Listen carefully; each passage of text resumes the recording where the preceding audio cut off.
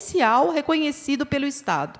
Não é? Se é o Estado que tem que bancar isso, é o Estado que tem que receber uma informação oficial, não particular. É assim que funciona aqui, nesse país, por conta da nossa Constituição, por causa das leis.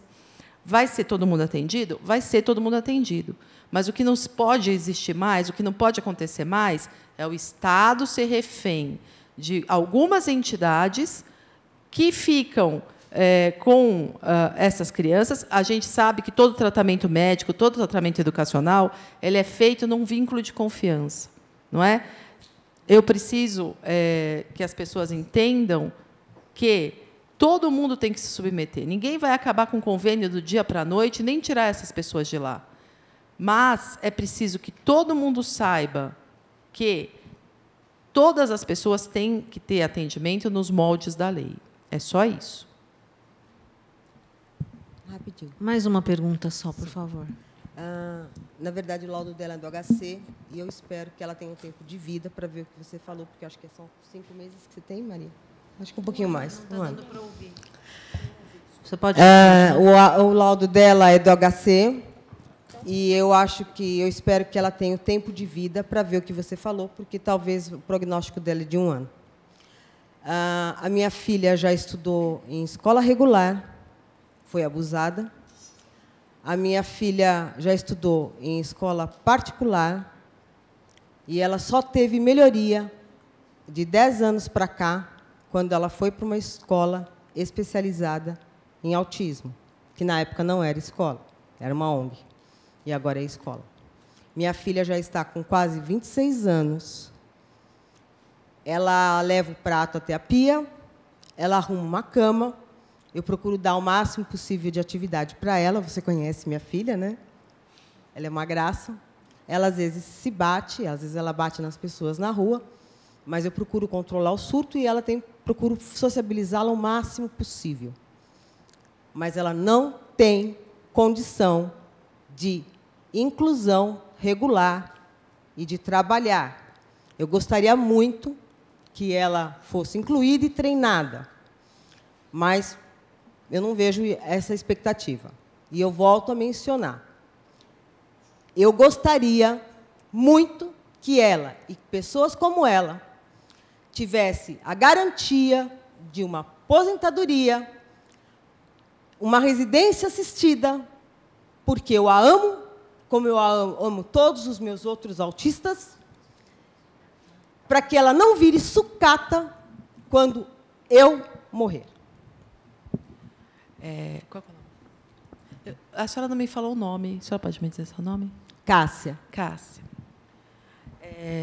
Essa é a nossa preocupação, não só com relação à sua filha, mas com relação a todas as pessoas autistas. Existe uma coisa que se resolveu denominar escola uma entidade que não é escola. Então, já conversei com vários representantes dessas entidades dizendo o seguinte: vocês não são escola. Então, nós temos 2 caminhos legais possíveis. Vocês podem ser escola e se submeter às regras do MEC, ou vocês podem ter uma outra dominação e entrar, por exemplo, na área da assistência social. Tá bom? Por isso, a preocupação do Ministério Público em fazer um inquérito específico cuidando da assistência social. Nessa acompanhamento da política pública da assistência social estão, as residências inclusivas, que são para as pessoas deficientes que não vão ter família lá na frente, né? Aliás, acho que é a preocupação de toda mãe. Qualquer mãe se preocupa, e se eu não estiver aqui, o que vai ser do meu filho no dia que eu não puder estar aqui? Né? Obviamente, as mães com filhos que não têm previsão, hoje, talvez, de ter um sustento sozinho, é uma preocupação muito justa, óbvia. Né? Então, por isso, trabalhamos hoje, que eu acho que, no ponto central dessa ação, apesar de ter ali uma condenação para o Estado promover assistência social, isso não houve, de fato. Isso acabou que essas escolas especiais, que se intitulam escolas e não são, na maioria, fazem um atendimento assistencial e não educacional. Concordo com você que existe um ponto que a gente não sabe qual é, porque precisa incentivar desde lá do começo, que a pessoa esgota ali o seu conteúdo pedagógico. Todos nós, não é? Quando esgota o conteúdo pedagógico, não há mais que se falar em escola. Não é escola. Escola, para a gente, é conteúdo pedagógico.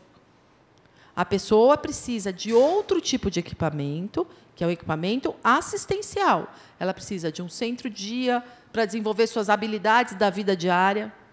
Ela precisa de uma residência inclusiva na falta dos parentes. Ou, talvez, se o comprometimento psiquiátrico, o comprometimento médico do transtorno for muito grave, uma residência terapêutica. Não é? É isso que o Ministério Público está fazendo, cobrando do Estado esse tipo de atendimento que está absolutamente deficitário. Exatamente isso. Só que o que a gente não aceita e não pode aceitar é que entidades de cunho assistencial se autotitulem escola. Não dá. Então, se ela quer ser escola, por quê? Porque as famílias precisam entender que elas têm que estimular as crianças, desde pequenas, a aprender, ao aprendizagem pedagógico também. E enquanto você coloca uma pessoa num estabelecimento que não tem este foco, essa criança nunca vai ser estimulada na parte pedagógica, né? Especialmente as crianças. É isso. Nós não estamos contra a conceder esse tipo de atendimento.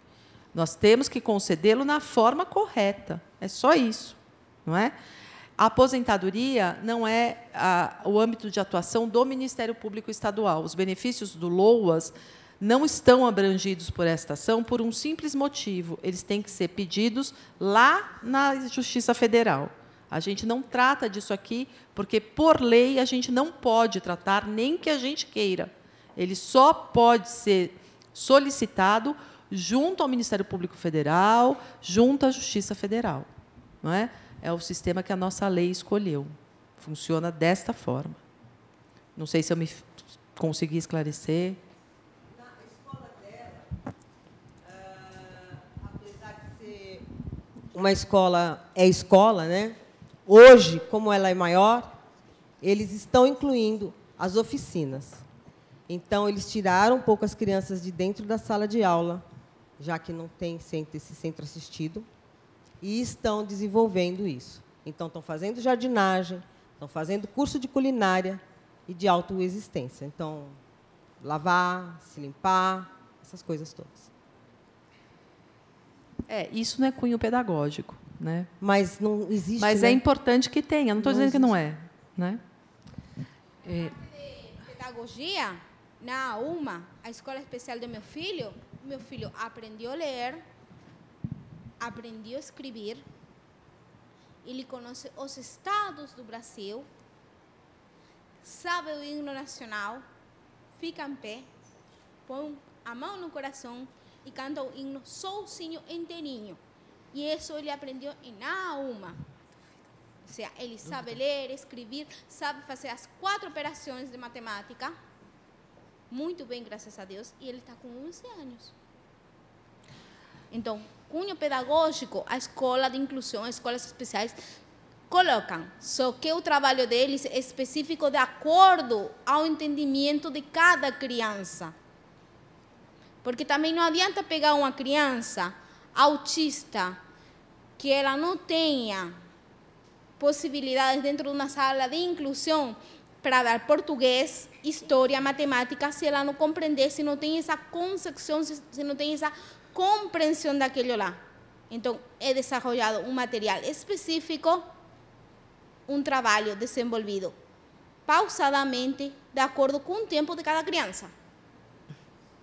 Então, isso eu tenho na minha escola. Bom, nós vamos ter que encerrar as questões e eu agradeço a participação da doutora Débora, da Daniele, da Mariana. Muito obrigada pela sua colaboração.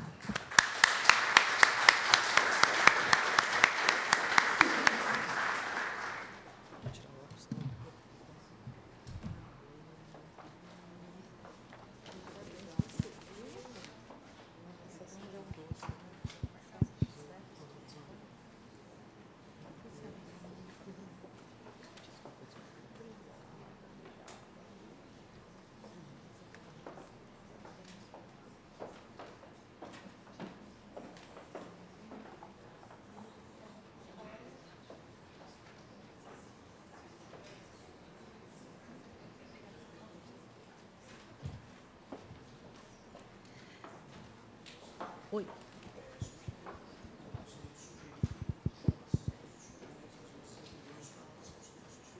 Ainda não terminou, William, ainda tem mais uma mesa. Só um minutinho. Oi.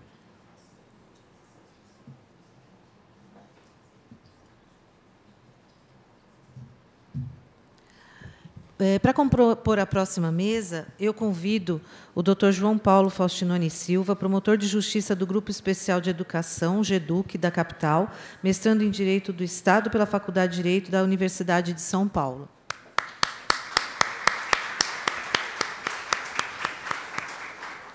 Convido também a Isabel de Barros Rodrigues, pedagoga e psicóloga, mestre em Educação pela Faculdade de Educação da Universidade de São Paulo.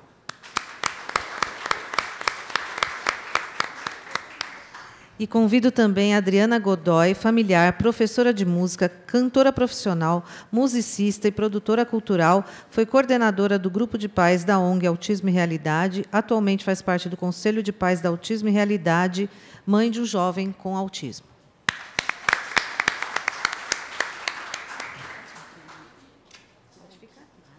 Fica aqui, então. A gente vai ter que dividir. Só para... Oi. Ajuda, por favor.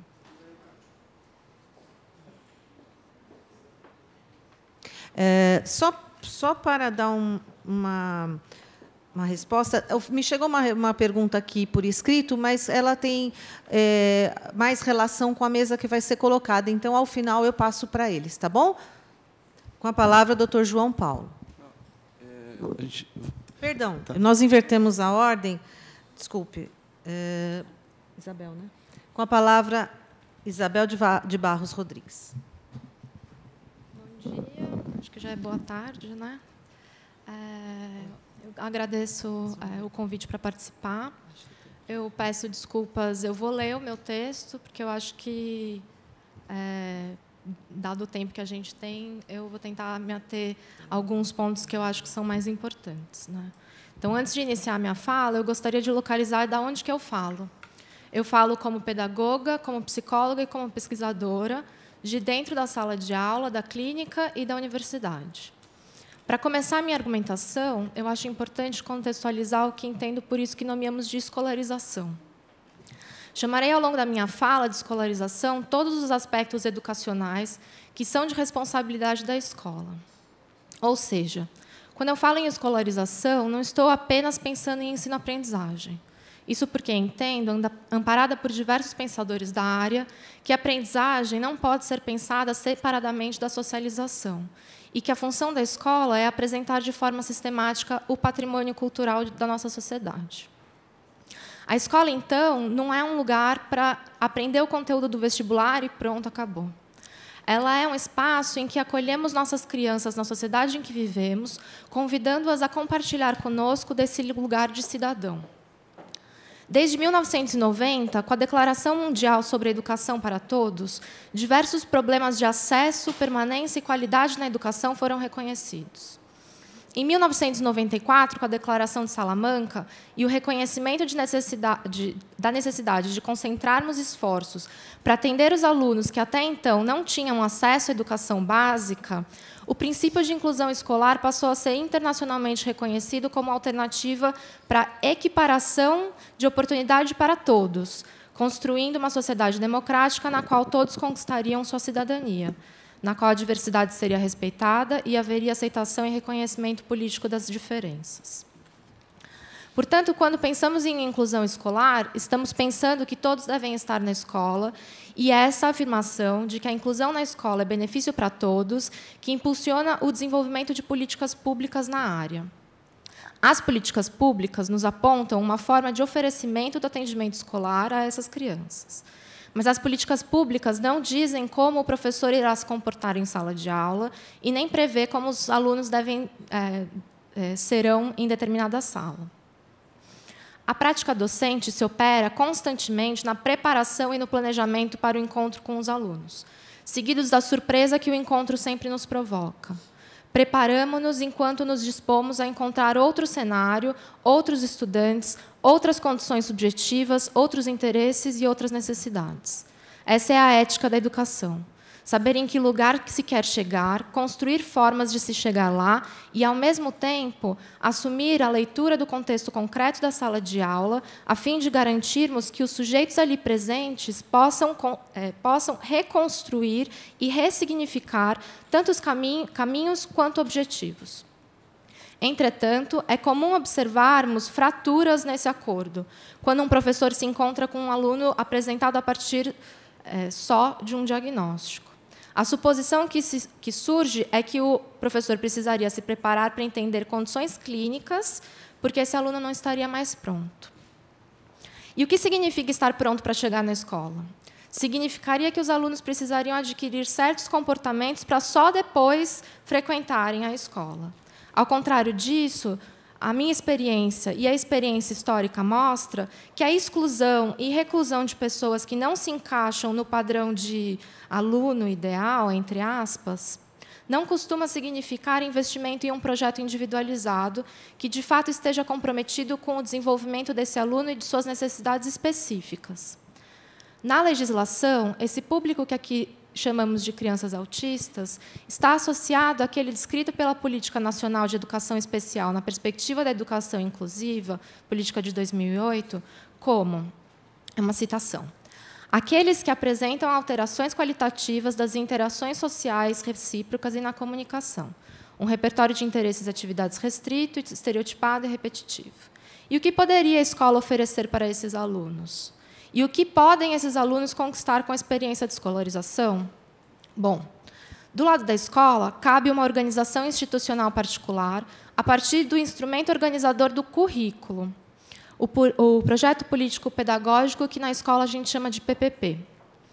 O PPP define a identidade da escola e indica caminhos para ensinar com qualidade a todos e a cada um dos estudantes. Ele deve identificar e reconhecer quem é a comunidade escolar, a quem a escola estará atendendo e funciona como ferramenta para o planejamento de ações concretas. Ele é um projeto, portanto, porque reúne propostas a serem executadas durante determinado período de tempo. Mas ele também é político, por considerar a escola como um espaço de formação de cidadãos conscientes, responsáveis e críticos, que atuarão individual e coletivamente na sociedade, modificando os rumos que ela vai seguir. Por fim, ele é pedagógico, porque define e organiza as atividades e os projetos educativos necessários ao processo de ensino e aprendizagem. Se a escola, então, identifica quem é seu público, e identifica que, dentro desse público, fazem parte crianças com diagnóstico de TEA, é dever dela organizar a oferta e atendimento desses alunos através de um plano educacional individualizado, que a gente chama de PEI. Esse plano leva em consideração as particularidades pedagógicas desse aluno e pensa estratégias de atendimento dentro das modalidades coerentes com a organização escolar. O central desse atendimento é o atendimento educacional especializado, o AEE, que é um serviço de apoio voltado a eliminar as barreiras que possam obstruir o processo de escolarização desses estudantes.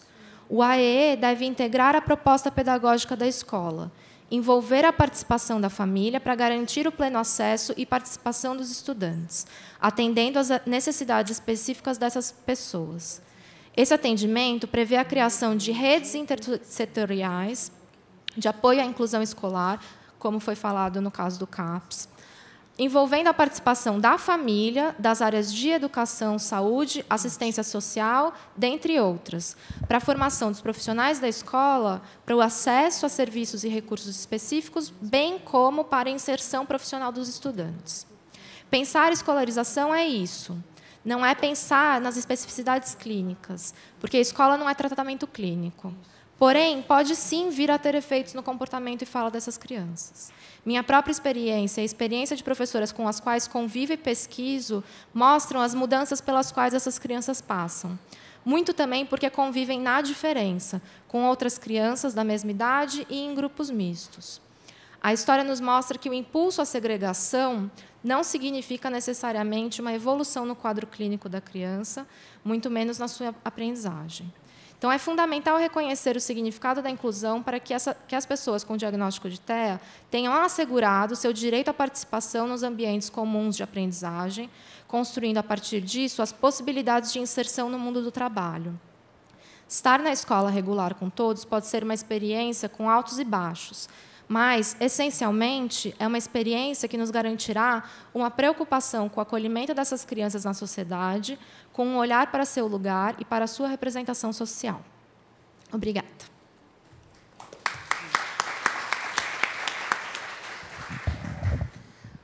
Obrigada, Isabel. Passo agora a palavra à Adriana Godoy. Olá, acho que já é o horário da boa tarde a todos. E, primeiro, eu queria agradecer o convite. Eu vou fazer um pouco mais informal nas minhas colocações, né, até em vista da minha formação de musicista, e eu estou aqui também na condição, acima de tudo, de mãe ativista, de mãe que está dentro da escola regular há 10 anos, fazendo validar o direito do meu filho de ter uma escolarização de qualidade e de respeito à diversidade neural que ele tem. Primeiro, dizer que foi maravilhoso ter invertido a nossa ordem, porque eu pude, inclusive, acho que reelaborar muito das coisas que eu ia colocar, e agradecer mesmo, como mãe, a oportunidade da gente ter um espaço tão importante como esse, de poder falar para o Brasil, para as pessoas que nos defendem, né? Que a nossa vida está na mão de vocês, e as nossas fraquezas, as nossas injustiças, são vocês que vão cuidar.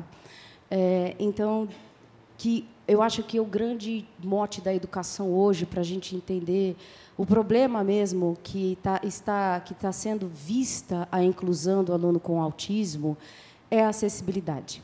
A gente teve uma aula sobre acessibilidade aqui, no vídeo que foi passado. Por quê? Porque, quando a gente chega na escola regular, as barreiras que a gente encontra para fazer com que esse acesso a essa educação seja feito, seja efetivo, essas barreiras são imensas, elas não são pequenas.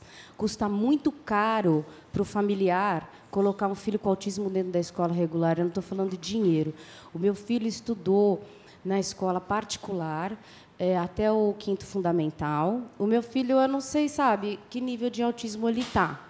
Mas o Vitor é um menino que tem uma compreensão de muitas e tantas coisas incríveis, é um pesquisador extraordinário na internet, ele é especialista em datas de lançamentos de filmes, e a gente usa esse mote para ensinar outras tantas coisas. Ele agora está aprendendo a usar a planilha de Excel para poder fazer toda a estrutura, né? Aproveitar o talento dele para que, no futuro, ele possa ingressar no mercado de trabalho e ter mais uma ferramenta para ele. Mas aonde eu ia chegar? O que acontece? A gente tem uma dificuldade muito forte de ter um diálogo de parceria e franco com a escola regular. O que eu vejo é ações segmentadas na escola regular. Então, durante esses meus 10 anos trabalhando em parceria com a escola regular, me foi muito duro. Eu tive, posso dizer, muitas crises, como os meus colapsos nervosos anteriores às reuniões. Eu ensaiava as minhas reuniões escolares para que eu pudesse ter uma melhor produtividade e não ir tão efervescida das minhas emoções, para conseguir explicar para a escola a necessidade que ela tinha de cumprir algo que já estava determinado há alguns anos na nossa lei, que é a garantia de todos os alunos estarem na escola, né? De modificar de verdade a forma com que ela enxerga a pessoa com deficiência e o aluno com autismo. O Victor foi recusado em 8 escolas, entre públicas e particulares. E por que eu digo públicas? Porque, quando você chega na escola e fala: eu tenho um filho com espectro do autismo e eu queria saber como é que funciona, eu queria ajudar, eu muito, né, assim, toda solista, muito novinha, cheia de sonhos e de vontades, e todos sem o menor problema: olha, desculpa, a gente não sabe o que fazer, a gente não sabe lidar com seu filho. Diante dessa problemática, fui eu que comecei todo o trabalho com meu filho. Meu filho não tinha um tratamento do SUS, na época não tinha garantido, não tinha uma política para isso. Eu não tinha condição financeira de fazer o tratamento do Vitor, então, o que eu fiz? Eu fui me informar. E tem milhares e centenas e dezenas de mães que fazem o que eu fiz. Só que isso é muito ruim, né? A minha vida, ela se esvaiu profissionalmente, emocionalmente, eu posso dizer, porque durante muito tempo a única coisa que eu conseguia fazer era estudar e saber sobre autismo e virar, eu vou falar uma palavra muito ruim aqui, a chata da família. A chata da família que leva a informação para todo mundo a qualquer custo. Porque a gente tem que conseguir, inclusive, essa inclusão dentro das nossas casas. A minha família é maravilhosa, incrível. Eles amam o Vitor está em todas. Não é isso que eu estou dizendo. Eu digo aonde a gente tem que segurar uma bandeira sozinha, porque a gente realmente não tem o recurso. A gente não tem o recurso de saúde. Os números que a Mariana trouxe agora há pouco sobre a quantidade de atendimento que a rede oferece, ela é ínfima. A gente pode dizer que não existe. Ela não existe, né? Então, dentro da escola regular, eu estou com o Victor há 4 anos, né? No segundo fundamental, nós entramos no ensino público, porque eu entendi que, para mim, bastava, tinha dado a gota de eu discutir com a escola particular as premissas de poder, porque eu não estava discutindo poder, eu estava discutindo a importância de a gente ter um olhar sobre o aluno numa outra perspectiva. Então, quando eu levava estratégias pedagógicas para a escola, eu não queria ter poder sobre aquela escola. Eu queria dizer para a escola e falar assim, olha, eu não sei nada de pedagogia, porque eu também acreditava que era a escola que ia me ajudar. Quando eu coloquei meu filho na escola regular, eu tinha certeza, eu falei, ai, que bom, a escola sabe o que vai fazer com meu filho, agora são eles são formados, eles são pedagogos. E quando a escola pegou o meu filho, pôs numa caixinha e falou, toma, que o filho é teu, eu entendi que eu ia ter que levar essa informação. Eu falei, então, tudo bem, eu vou ser uma grande parceira da escola, eu vou trabalhar junto com a escola, eu vou fazer o possível para que a gente consiga caminhar junto, porque não é fácil fazer a inclusão. É uma mentira quem disser que é fácil. Não é fácil. É uma transformação 180 graus de paradigma, de atitude e de pensamento social. A escola ela tem uma importância na sociedade em volta, no bairro, né? Então, como ela se posiciona perante aquilo, ela vai influir naquelas famílias. É árduo para uma pessoa, o familiar dessa pessoa, do aluno de inclusão, tem que fazer isso. Então, a gente precisa ter uma mudança muito séria na gestão escolar. A nossa professora falou agora aqui sobre o atendimento educacional especializado. Eu vou citar 5 escolas na cidade de São Paulo, na palma da mão, que tem um atendimento educacional especializado, que já está prescrito pela lei, que é obrigatório na nossa legislação. Nenhuma delas faz esse atendimento educacional especializado de contraturno. Não tem. Não tem. Esse atendimento não é garantido. Dentro da escola pública, a gente consegue ter, mas, de alguma forma, o que acontece? As nossas secretarias de educação, elas não têm profissionais suficientes, elas não se movimentam com relação a isso, e elas elaboram estratégias incipientes de atendimento educacional especializado. Então, a barreira atitudinal, como foi colocada aqui, a barreira de acessibilidade, de você entender uma outra diversidade neurológica, uma outra forma de pensar, de sentir o mundo à sua volta, precisa ser levado para dentro da escola, como a gente conversa todos os assuntos. Não pode ser um assunto específico sendo tratado 1 ou 2 vezes por ano em oficinas pequenas, que é dessa forma que tem sido feito. Tem um relato de uma mãe aqui, que tem acontecido. As escolas estão dizendo para os pais e isso é muito comum, que na escola pública, que eles não têm como atender os filhos, mas, olha, se você quiser ficar aqui na escola com o seu filho, a gente acha que está tudo bem. Eu não tenho 1 relato ou 2, não. Eu trouxe uma das cartas aqui para entregar em mãos para o doutor Paulo. Pedi essa oportunidade. Na escola que o meu filho trabalha, que eu tenho um diálogo maravilhoso com a escola. Me custou quase 40 horas. 40 horas não estou exagerando, não. De reuniões durante 2 meses dentro da escola. A diretora falou, a coordenadora falou, você vai trazer o seu filho aqui? Sim. Bom, então, o que você pode nos falar sobre autismo? Eu falei assim, olha, eu vou falar aquilo que eu puder.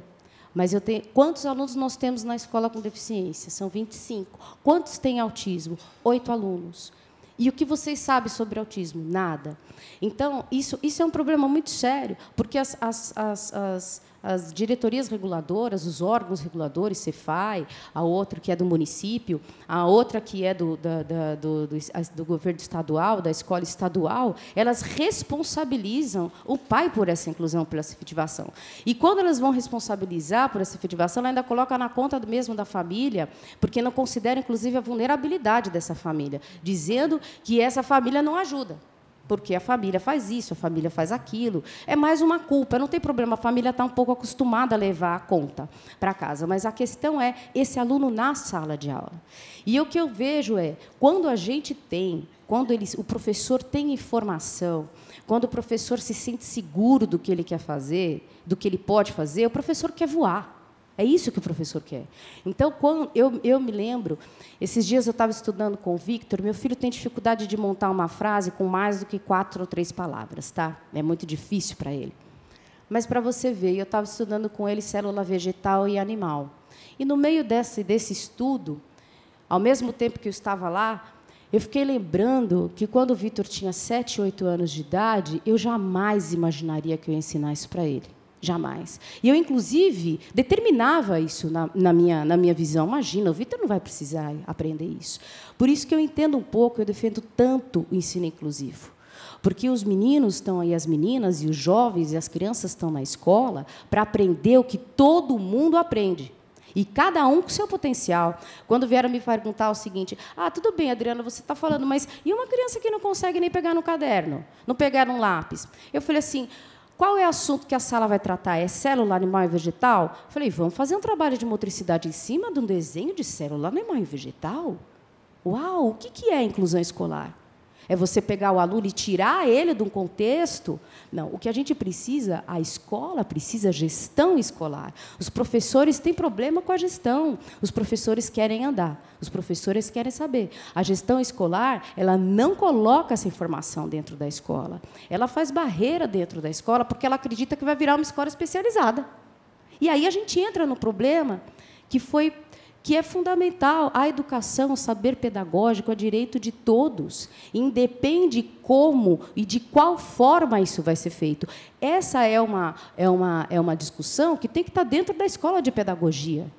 A gente já sabe sobre autismo. Nós estamos no ano de 2018. A gente está falando de 2 milhões de brasileiros com autismo. Não é possível que a instituição escolar não reconheça a incapacidade dela de incluir esse aluno. Enquanto a escola não reconhecer a incapacidade dela de reconhecer esse aluno, a gente não avança no ensino inclusivo. E o que me preocupa é que nós estamos fadando o ensino inclusivo ao fracasso. E quem está fazendo isso é a escola regular. A gestão da escola regular não tem compromisso com o aluno de inclusão. Não tem. Eu gostaria que tivessem aqui algumas mães. E nenhuma delas ia dizer para mim que a escola delas tem um compromisso que é um compromisso sério. São pouquíssimas as escolas que conseguem ter. E isso é um trabalho muito árduo, porque a família precisa desse trabalho conjunto. A escola não consegue fazer sozinha. A gente tem essa garantia no plano educacional, que a professora colocou. Quando você faz o PPP, ou o Plano Educacional Individualizado, a família tem, por direito, a orientação do MEC a participar desse plano. Por quê? Porque é um plano que envolve a vida desse estudante, desse aprendiz. E ele envolve, desde a educação infantil, que é fazer ele ficar na fila, estratégias que se usa comum, a fazer um aluno que tem um problema sensorial maior, que tem uma sala com 34 alunos, que é o caso do meu filho. Como que a gente vai lidar com isso? Como saber o que é a questão sensorial dele atingindo um nível maior e como saber que ele é um adolescente que ele vai deitar na cadeira mesmo se disserem para ele que ele não vai fazer nada? Então, são diálogos que têm que ser constantes. Eles têm... O agente de inclusão ele tem que estar o tempo todo dentro da escola. Ele não pode ser com estratégias segmentadas, que é o que a gente tem visto. Eu gostaria de finalizar aqui dizendo uma fala de Rosane Lowenthal, que foi uma das pessoas que é coordenadora do CAISM da Vila Mariana, que meu filho está lá. Eu sou uma pessoa que usa o sistema público. Eu fui para o sistema público porque eu queria a garantia do meu filho de ter uma saúde com secretarias especializadas. E, nessa minha vivência, eu pude ver aonde que estão essas problemáticas. E eu agradeço essa oportunidade de poder fazer o diálogo entre a família e entre o serviço que deveria estar nos dando essa garantia, esse direito, e está pecando por esse lado. E ela fala uma frase que vai ao encontro do que foi dito agora há pouco sobre o emprego apoiado. Ninguém se prepara para aquele que não está. E isso foi o que eu falei para um diretor, só muito breve relato, porque eu sei que meu tempo já está esgotado. Eu escrevi, há algum tempo atrás, um artigo chamado Autismo Goela Abaixo da Educação. Eu e meu marido nós temos um projeto virtual chamado Autismo Projeto Integrar, onde a gente disponibiliza pistas visuais gratuitamente na internet para que outras famílias possam se beneficiar daquilo que a gente se beneficia também.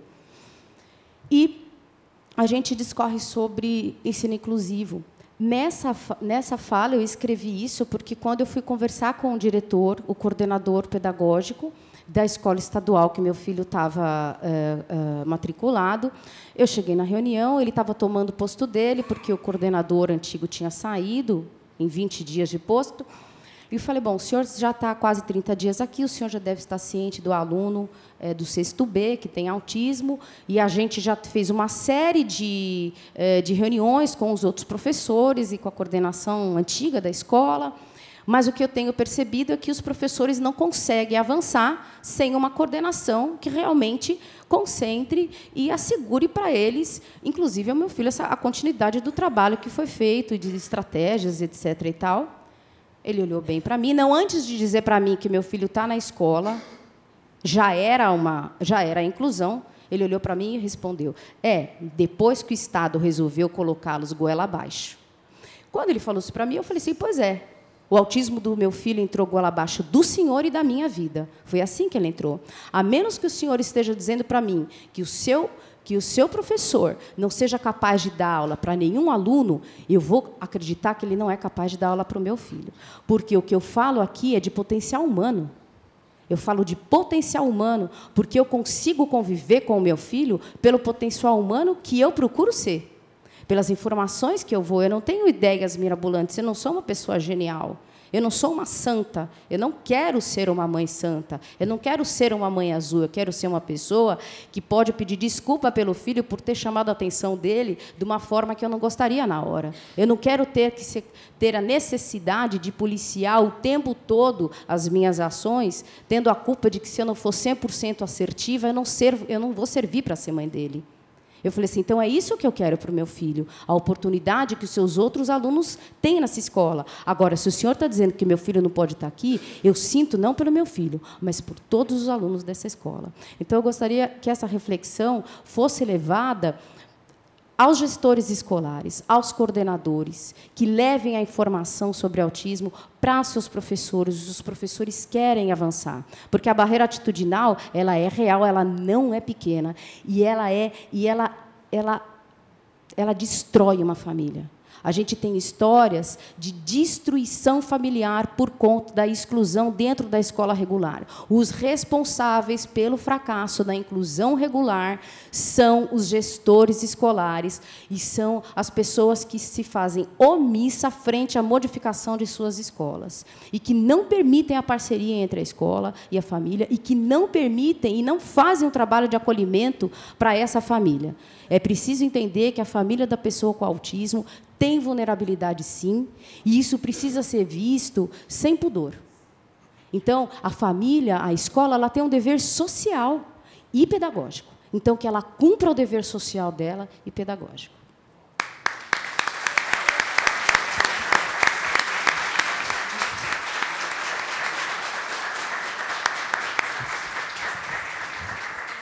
Muito obrigada, Adriana. Muito obrigada, imagina. Nossa parceira, companheira. Eu vou abrir as perguntas depois, tá, senhora? Por causa do adiantado da hora, eu vou passar a palavra para o doutor João Paulo Faustinoni Silva. Boa tarde a todas e a todos. Queria agradecer o convite da doutora Sandra, a oportunidade de participar desse evento, cumprimentar a Isabel e a Adriana. E dizer que essa maneira de organização da nossa mesa também foi uma sugestão pedagógica de mostrar quem são, de fato, os protagonistas no processo de educação inclusiva, e, portanto, a educadora que se manifestou primeiro, a família, né? E que o sistema de justiça, assim como todos aqueles outros, né, os sistemas médicos, de assistência social, devem servir de apoio, mas não devem interferir no processo de autonomia da escola, retirando desse ambiente de articulação de família, educadores e alunos a construção, de fato, do que seja uma educação para todos. Aliás, eu queria também aqui fazer uma reclamação, que 20 minutos para falar de direito à educação e direito à educação na perspectiva inclusiva não é possível, porque normalmente eu gasto pelo menos uns 40 para desagradar a maioria dos presentes e uns outros 20 para apanhar direito. Então, hoje vai ter que ser uma coisa mais concentrada.